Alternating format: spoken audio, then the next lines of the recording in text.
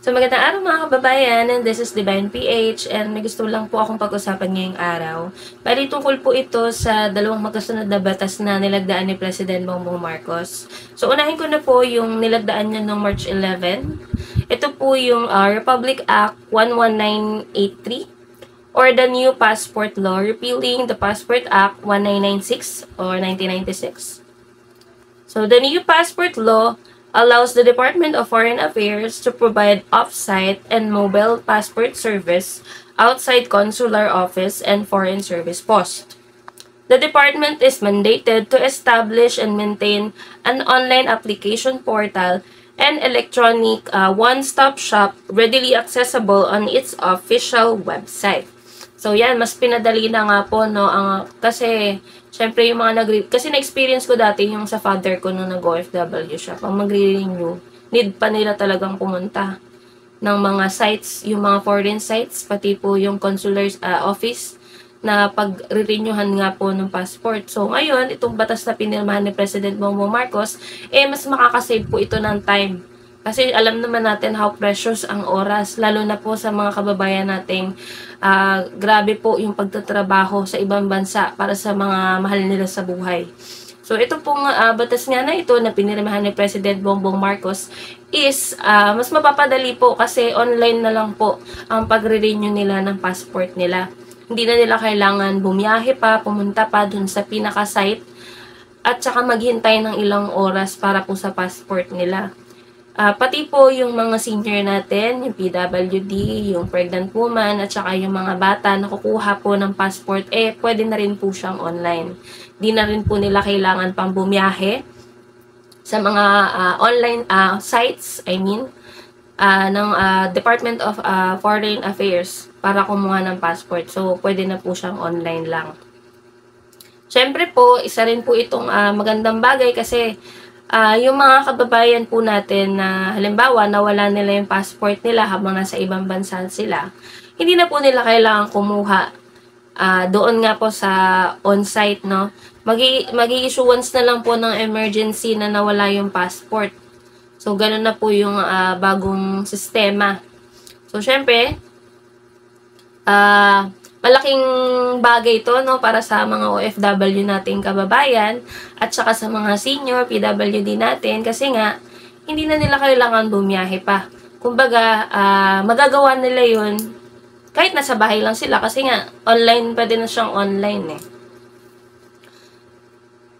So ito po yung isa namang batas pa na pinirmahan ni President Bongbong Marcos kahapon po ata to, yung ito, Republic Act number 11984 or the No Permit, No Exam Prohibition Act.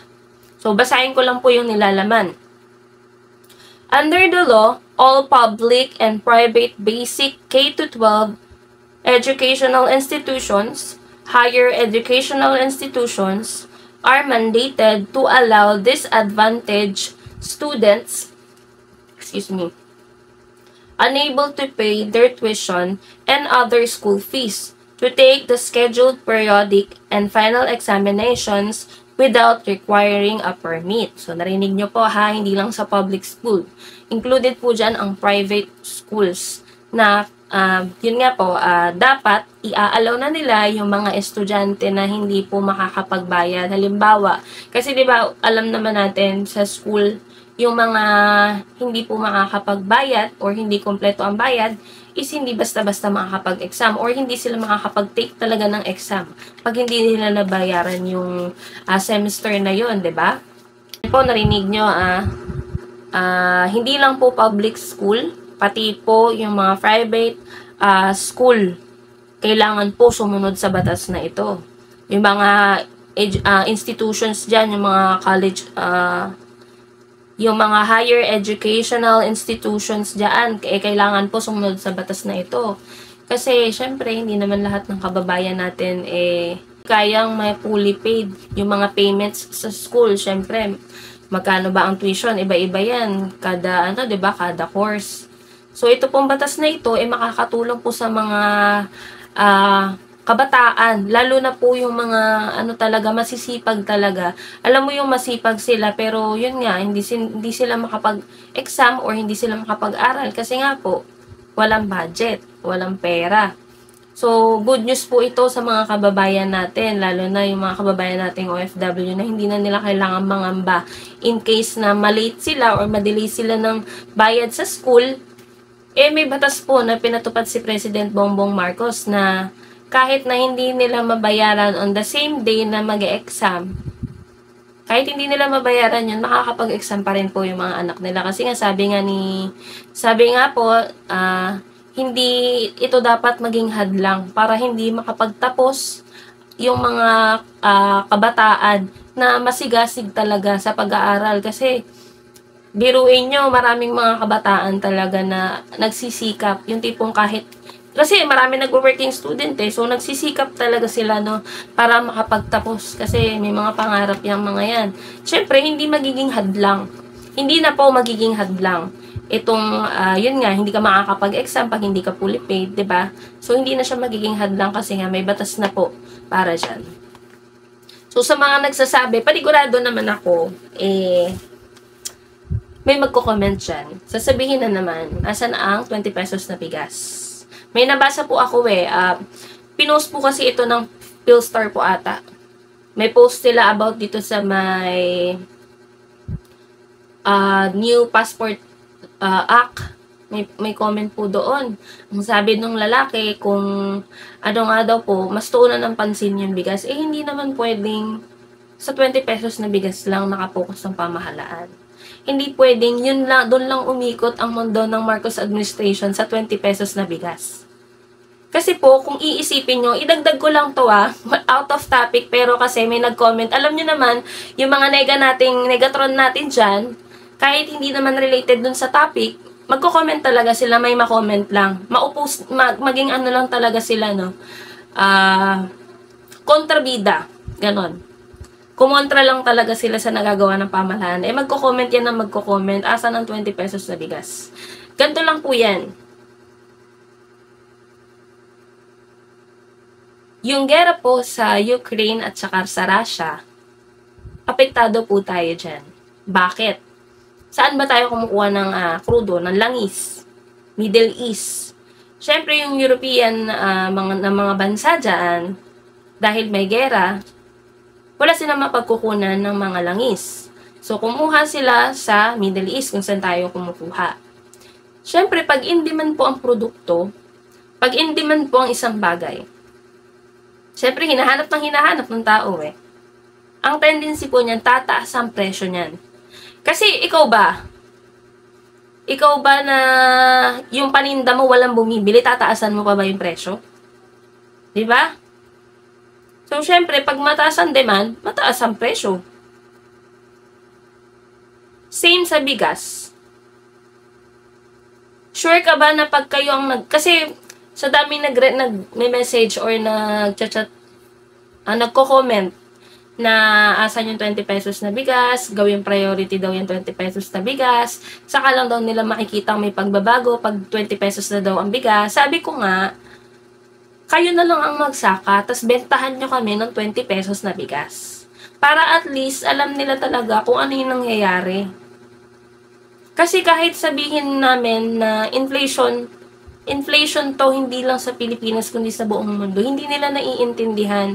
Hindi ko alam kung ano bang utak meron sila. At bakit sa lahat ng mga achievements na nagagawa ng administrasyon, lagi nilang kina-comment, asan ang 20 pesos na bigas? Parang ano lang yan may 3 kang anak. Hindi naman pwede isang anak mo lang ang pupukusan mo.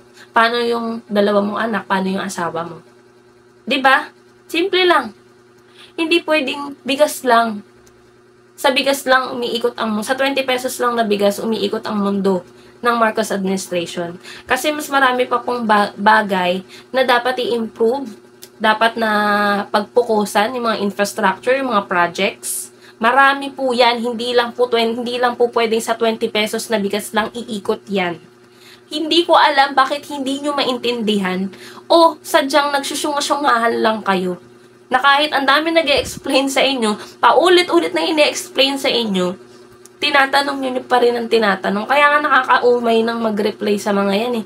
Hindi mo alam kung sinasadya ba nila maging syunga. Alam mo yun?